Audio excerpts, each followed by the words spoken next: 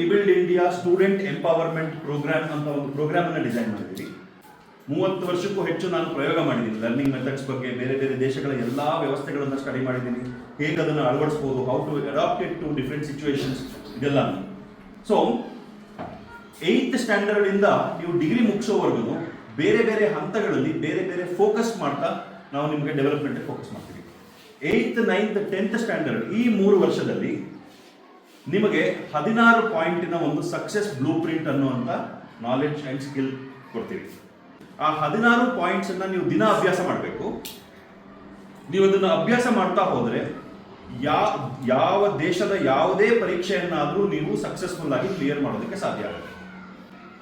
ಅದು ನಿಮ್ಮ foundation. 10th standard ಬಂದಾಗ, when you come to 10th standard, board exam ಅಲ್ಲಿ ನೀವು ಚೆನ್ನಾಗಿ ಮಾಡಬೇಕು ಅಂತಂದ್ರೆ ನಿಮಗೊಂದು ಸ್ವಲ್ಪ ಟೈಮ್ ಮ್ಯಾನೇಜ್ಮೆಂಟ್, ಈ ಗ್ಯಾಡ್ಜೆಟ್ ಮ್ಯಾನೇಜ್ಮೆಂಟ್ ಎಲ್ಲ ಇದೆಯಲ್ಲ, ನೀವು ಮೊಬೈಲ್ ಎಲ್ಲ ಮ್ಯಾನೇಜ್ ಮಾಡಬೇಕಲ್ಲ, ಅದನ್ನೆಲ್ಲ ಮ್ಯಾನೇಜ್ ಮಾಡ್ಕೊಂಡು ಜೀವನ ಮಾಡಬೇಕು.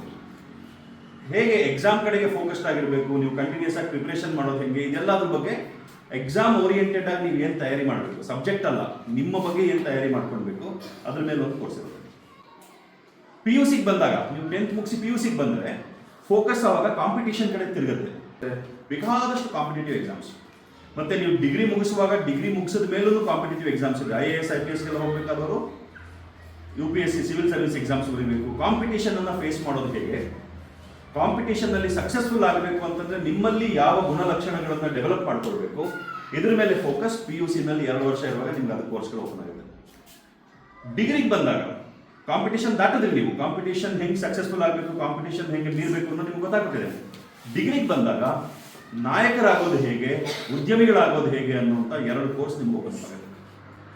ಸೊ ನೀವು ಡಿಗ್ರಿ ಮುಗಿಸೋ ಅಷ್ಟೊತ್ತಿಗೆ ಹೈಸ್ಕೂಲ್ನಲ್ಲಿ 8th, 9th, 10th 3 ವರ್ಷದಲ್ಲಿ ಯಾವುದೇ ಪರೀಕ್ಷೆಯನ್ನಾದರೂ ಯಶಸ್ವಿಯಾಗಿ ಹೆಂಗೆ ನಾವು ಟ್ಯಾಕಲ್ ಮಾಡ್ಬೋದು ಅನ್ನುವಂಥ ಕೋರ್ಸನ್ನು ಕಲ್ತ್ಕೊಂಡಿರ್ತೀರ. 10th ಬಂದಾಗ ಬೋರ್ಡ್ ಎಕ್ಸಾಮ್ ಥರದ ಪರೀಕ್ಷೆಗಳನ್ನು ನಾವು ಸಕ್ಸಸ್ಫುಲಿ ಟ್ಯಾಕಲ್ ಮಾಡಬೇಕು ಅಂದರೆ ಏನು ಮಾಡಬೇಕು ಅದನ್ನು ಕಲ್ತ್ಕೊತೀರಾ. PUC ಬಂದಾಗ ಯಾವುದೇ ಕಾಂಪಿಟೇಟಿವ್ ಎಕ್ಸಾಮ್ ಅನ್ನು ಹೆಂಗೆ ಟ್ಯಾಕಲ್ ಮಾಡೋದು, ಕಾಂಪಿಟೇಟಿವ್ ಎಕ್ಸಾಮ್ ಅಂತ ಹೇಳ್ತೀವಿ, ಬಟ್ ಯಾವುದೇ ಕಾಂಪಿಟೇಷನ್ ಒಂದಿದೆ, ಒಂದು ಪೊಸಿಷನ್ ಇದೆ, ಆ ಪೊಸಿಷನ್ಗೆ 20 ಜನ ಪ್ರಯತ್ನ ಪಡ್ತಿದ್ದಾರೆ. ಆ 20 ಜನಗಳ ಕಾಂಪಿಟೇಷನ್ ಅಲ್ಲಿ ಆ ಪೊಸಿಷನ್ ನೀನು ತಲುಪಬೇಕು ಅಂದ್ರೆ ಏನು ಮಾಡಬೇಕು, how do you develop yourself for that, ಈ ತರದ ಕೋರ್ಸ್ ಅದು. ಸೊ ಕಾಂಪಿಟೇಟಿವ್ ಎಕ್ಸಾಮ್ ಬಿಕಾಸ್ ನೀವು ಅಲ್ಲಿ ಎಕ್ಸಾಮ್ ಬರೀತೀರ ಅನ್ನೋ ಕಾರಣಕ್ಕೆ, ಬಟ್ ಕಾಂಪಿಟೇಷನ್ ಅನ್ನ ಫೇಸ್ ಮಾಡೋದು, ಕಾಂಪಿಟೇಷನ್ ಅಲ್ಲಿ ಗೆಲ್ಲೋದು ಹೇಗೆ ಅನ್ನೋದನ್ನು ಕಲ್ತ್ಕೊಂಡಿರ್ತೀರಾ. ಡಿಗ್ರಿಗೆ ಬಂದಾಗ ಪ್ರಪಂಚನ ಫೇಸ್ ಮಾಡೋದಕ್ಕೆ ಬೇಕಾಗಿರುವಂಥ ತಯಾರಿ ಬೇಕು. ಆ ತಯಾರಿನಲ್ಲಿ ಲೀಡರ್ಸ್ ಆಗೋದು ಹೇಗೆ, ನಾಯಕರಾಗೋದು ಹೇಗೆ, ನಾಯಕತ್ವವನ್ನು ನಿಮ್ಮಲ್ಲಿ ಡೆವಲಪ್ ಮಾಡುವಂಥದ್ದು, ಮತ್ತು 2ನೇದು ಉದ್ಯಮಿಕತೆ, ಆಂಟ್ರಪ್ರಿನರ್ಶಿಪ್, ಉದ್ಯಮಿಗಳಾಗೋದು ಹೇಗೆ ಅನ್ನೋದು ಟ್ರೈನಿಂಗ್ ಆಗುತ್ತೆ.